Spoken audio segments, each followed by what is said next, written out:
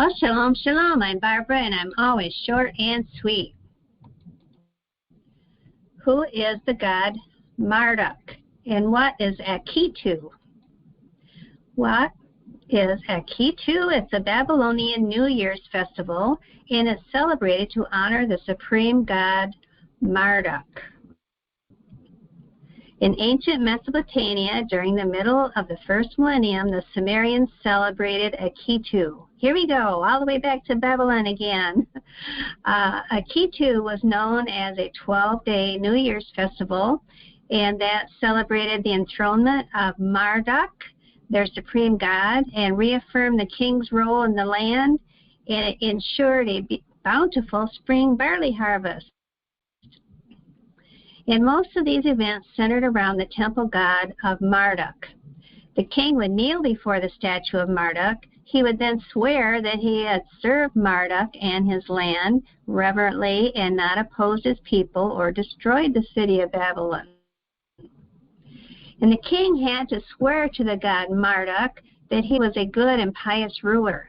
The king would go before the priest, who could take his royal staff ring, mace and crown, and the priest would hit him in the face and grab him by the ears, make him kneel down before the statue of Marduk, and the king would then swear that he had served the god in his land reverently. And then he would stand up and have his belongings returned to him, only to be hit in the face again. And in fact, if he didn't cry after being struck, it was considered a bad omen. The king had to be brought to tears. So who is this god Marduk? Well, he was the patron god of Babylon, the Babylonian king of the gods. And he presided over justice, compassion, healing, regeneration, magic, fairness, and although he's also sometimes reverenced as a storm god. And his temple, the famous ziggurat described by Herodotus, is considered the model for the biblical Tower of Babel. And the Greeks associated him with Zeus and the Romans with Jupiter. And that text is found in World History, and I'll leave all these links below for you to check out. So he is depicted as a human in royal robes carrying a snake dragon and a spade. Marduk seems to have originated from a local deity known as Azlui, a farmer's god symbolized by the spade, known as Maru, which continued as part of his iconography. And Marduk's name, however, though linked to Maru, translated as bull calf. And we know throughout Israel and throughout paganism there was a worship of the calf and the bull. And although he was commonly referred to as Baal or Lord, so from the local deity, he sprang from Marduk and would become the most prestigious god of the Mesopotamian pantheon. And that's from worldhistory.org. Did you know that Marduk is also Baal? Marduk in Mesopotamian religion, the chief god of the city of Babylon and the national god of Babylonian. As such, he was eventually called simply Baal or Lord. Originally, he seems to have been a god of thunderstorms. Marduk was later known as Baal, a name derived from the Semitic word Baal or Lord. Baal had all the attributes of Marduk, and his statutes and cult were much the same. Baal, however, gradually came to be thought of as the god of order and destiny, and that's from the Britannica. So the deity referred to as Baal in Isaiah 46:1, Jeremiah 52, and Jeremiah 51:44 is also Marduk. In Isaiah 46:1 says, Baal bows down, Nebo stoops, the idols were on the beast. Jeremiah 52 talks about what's going to happen to it. Babylon is taken, Baal is confounded, Merodach is broken in pieces. Her idols are confounded and her images are broken in pieces. Jeremiah 51 says, I will punish Baal in Babylon. I will bring out of his mouth what he has swallowed, and the nation shall not stream to him anymore. Yes, the wall of Babylon shall fall.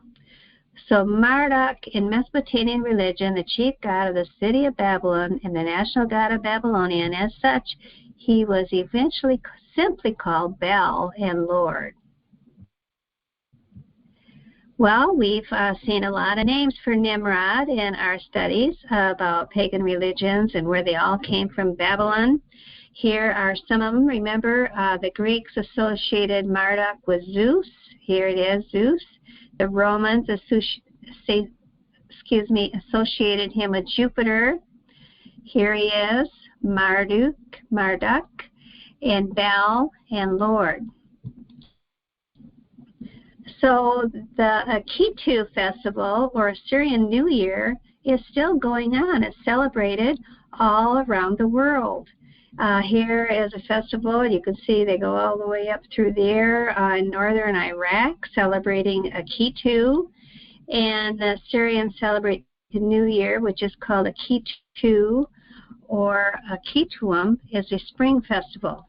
And here they are celebrating it, Babylonian Assyrian. Traditionally, it's been carried on for generations in the homeland and in the diaspora, wherever they're dispersed.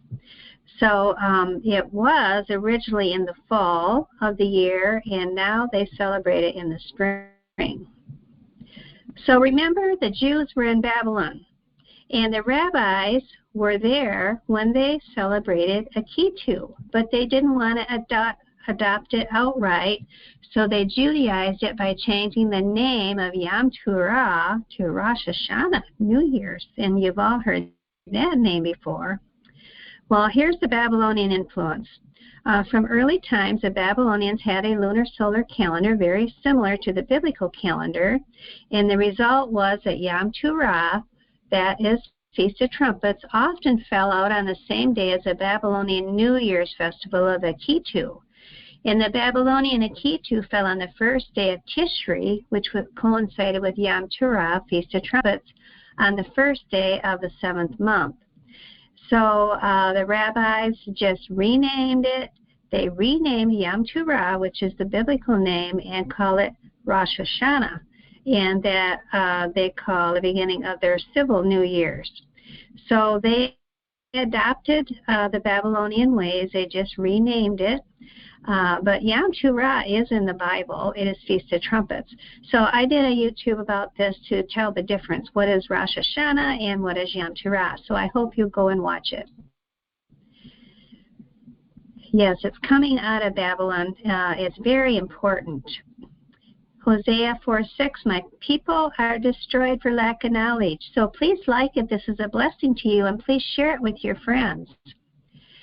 And here, Revelation 18:4 says, I heard another voice from heaven saying, come out of her, my people.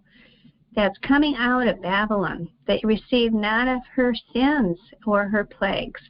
So remember, I'm short and sweet, and I'll see you next time, Yah willing. Thank you for being here today.